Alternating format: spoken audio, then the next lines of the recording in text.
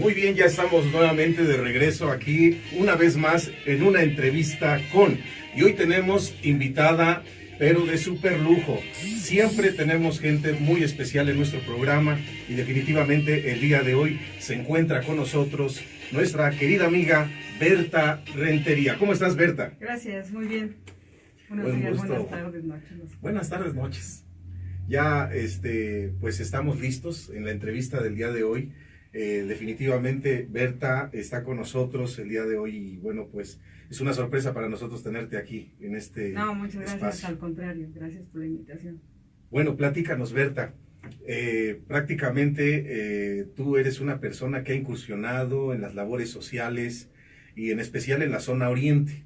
Dinos qué andas haciendo por ahí, porque escuchamos mucho tu nombre.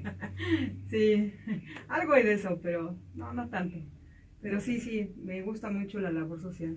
Muy bien. Entre lo que encontramos por ahí, nos enteramos que tú eres la autora del violentómetro. ¿Cómo está eso, Berta? Y es un tema muy ¿Cómo sabes delicado. quién te dijo? Es un tema muy delicado, pero Sí. hablando de lo que conlleva, hablando Sí. de lo que significa todo Sí. eso. Pero platícanos, Berta, ¿cuál fue la idea del violentómetro? Mira, esa idea surge más o menos desde Mater Abogadas, con la asociación de Mater, en el 2009, nos Sí. constituimos un grupo de mujeres abogadas y empezó a llegar mucha gente que tenía problemas de violencia familiar. Casi todos los juicios que llegaban era de que divorcios, pensiones, custodias, y tenían algo en común, todas esas mujeres que estaban sufriendo violencia familiar. Antes se llamaba intrafamiliar, después cambió y ahora es solo familiar. Entonces ahí surge la idea de hacer una investigación. Hice una investigación acerca de los orígenes de la violencia familiar en México. Tengo un libro, el cual está debidamente registrado con mis derechos de autor. Dentro de ese libro, de los orígenes de la violencia familiar en México... A ver, permíteme, Berta, pero ¿cómo se llama ese libro? Los orígenes de la violencia familiar en México, así se llama. Imagínese usted, tenemos aquí a la autora del libro de los orígenes de la violencia en México. En México. ¿Cómo te fue con ese libro, Berta? Me fui hasta atrás, me fui hasta investigar acerca de la era o de la época prehispánica, si es que existía violencia o no, cómo fue que empieza. Después me voy a la época ya de la colonia, de la conquista, y ahí me empezó a dar cuenta que empezó la violencia familiar, el machismo muy arraigado, las costumbres, las creencias, la cuestión religiosa. Y a ver, empezaron Berta, a haber muchas cosas ahí. ¿cómo fue el asunto ahí con esa investigación que hiciste con la gente prehispánica? ¿Qué encontraste? Pues, ¿cómo se sonaban entonces a las mujeres? ¿O qué hacían? No, fíjate que no. ¿No había violencia? Mira, ¿O era tomada de otra manera? Era de otra forma. Había, se puede decir, respeto dentro de las familias, había jerarquías. Ya. Y hasta cierto punto a veces un poco de matriarcado. Porque me enfoqué en la tarea de investigar acerca de la gente que todavía tiene conocimiento del náhuatl. Sí. Y gente que todavía tiene códices, libros, y que puede irme diciendo más o menos por dónde, ¿no? Desafortunadamente no hay tanta información. No, y tú sabes la visión de los vencidos. La historia la escriben los que ganan las guerras, no los que las pierden. Es correcto. Entonces, en este caso, como perdimos una guerra, se perdió muchísima la información que había relacionada con la familia, con los orígenes. Pero lo traemos en el ADN, está aquí, en nuestra sangre. Pues te echaste un clavado con esa información, realmente sería bien interesante conocer más, ya hablaremos en otro momento de tu libro, claro. Más a fondo, y definitivamente yo creo que todo esto que has venido haciendo se ha ido entrelazando entre todas las actividades que tú realizas, porque eres una mujer que está preocupada por la sociedad, y definitivamente eso lo aplaudimos. Pocas mujeres son las que se atreven a salir adelante, a hacer cosas, a hacer impactos y ser líderes. Por ejemplo, de ti hemos escuchado, eres líder en la zona oriente y definitivamente pues eso pues habla mucho de ti, de lo que tú estás haciendo, del trabajo que estás realizando desde abajo, ¿no? Y ahí yo quisiera saber qué tantos trabajos has hecho socialmente. Pues mira, provengo de una familia de mujeres. Somos 7 hermanas, 8 conmigo, y donde mi mamá queda viuda desde muy joven. Entonces nos saca adelante casi en una familia donde hay un matriarcado y puras mujeres. ¿Todas son mujeres? Y un hombre. ¿Todas son casadas? Sí, todas. Porque ahorita si nos están viendo y nos están escuchando... Seguramente un pues, saludo van a para mis preguntar, hermanas, donde quiera que estén, mis sobrinas y todo. Entonces, estimado público, todas están toda la casadas. rentería. Toda la rentería están casadas, ¿sí? Así que no, más o no le menos. hagamos más. Bueno, pues... Y tengo 3 hijas. Y 3 hijas. 3 hijas. Entonces, en algún momento pensé, bueno, ¿qué quiero para mis hijas? ¿Qué lugar les voy a dejar? ¿O cómo puedo hacer algo distinto para ellas? Claro.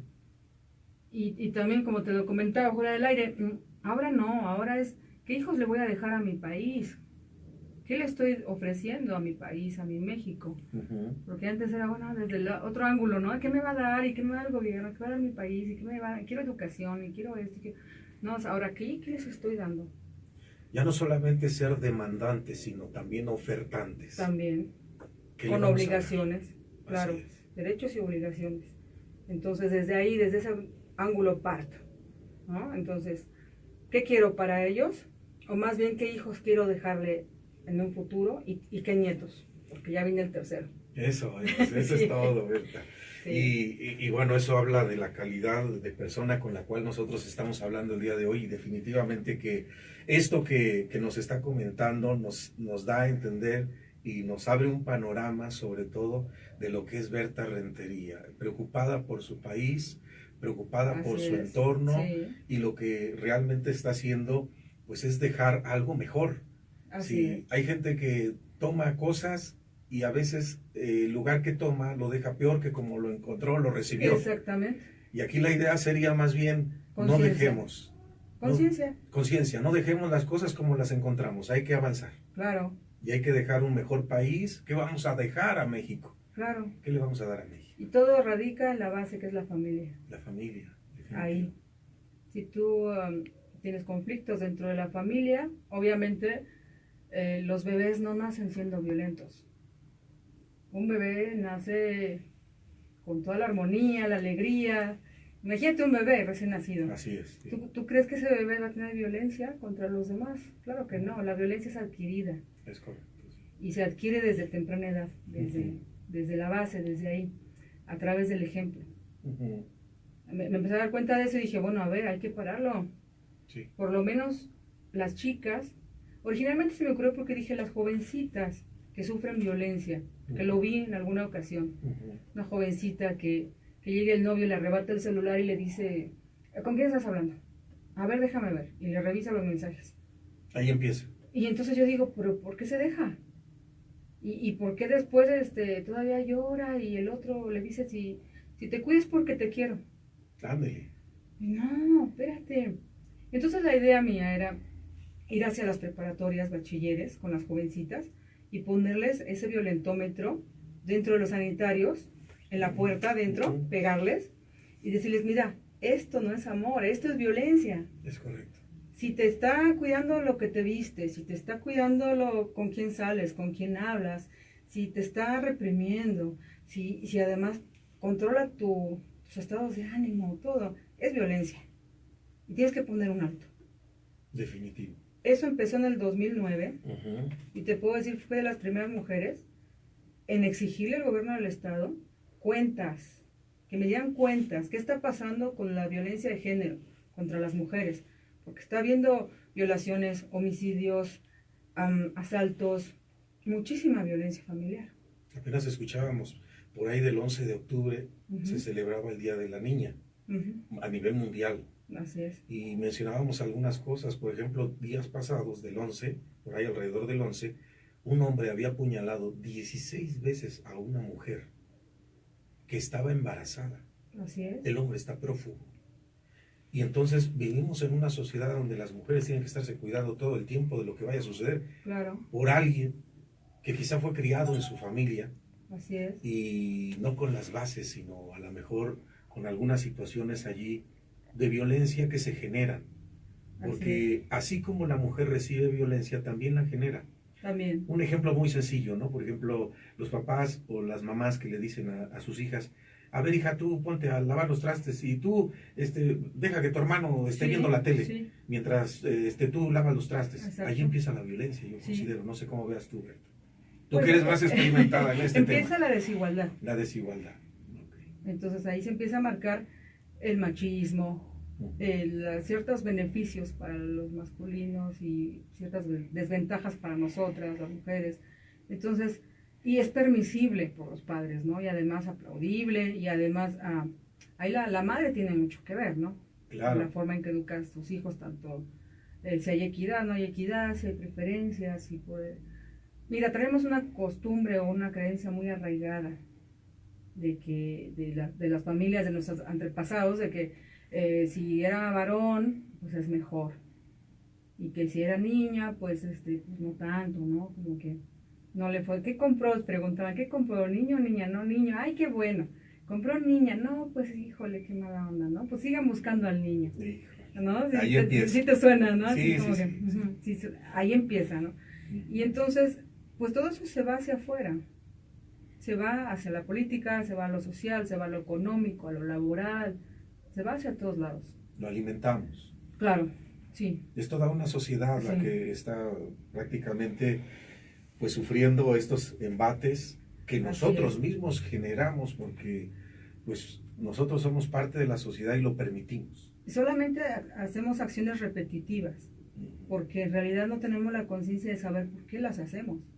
Si supiéramos, créeme que habría mucha gente que diría, no, a ver, espérame, tan valioso es un hijo varón como una hija, ¿no? Entonces, los dos deben ser iguales, tanto en la educación como en lo laboral, como en lo profesional, como en la política, como en todo deben ser iguales, porque mentalmente hablando, somos iguales. Es correcto. El prototipo, ¿no? O sea, venimos de un prototipo y se va repitiendo, se va repitiendo, se va repitiendo. Exacto. Desgraciadamente ese primer prototipo no es muy bueno, que digamos. Y entonces se hacen copias de copias de copias de copias de copias, sí, y no se ha terminado. Sí. Hay que romper con eso. Con las creencias. Con las creencias, con ciertas cosas que se van pasando de los abuelos a los tíos. Exacto. Como el papá que dice, ¿no? A las mujeres ni todo el amor, ni todo el dinero, ¿no? Otra. Otra. Sí, otra, y comienza a y suenan chuscas. Sí, pero... Hasta cierto punto, pero ¿qué daño hace? Imagínate un pequeño de 6 años que escucha eso. Que le dicen, que la mujer no es tan valiosa, o a ella no se merece tanto, ¿no?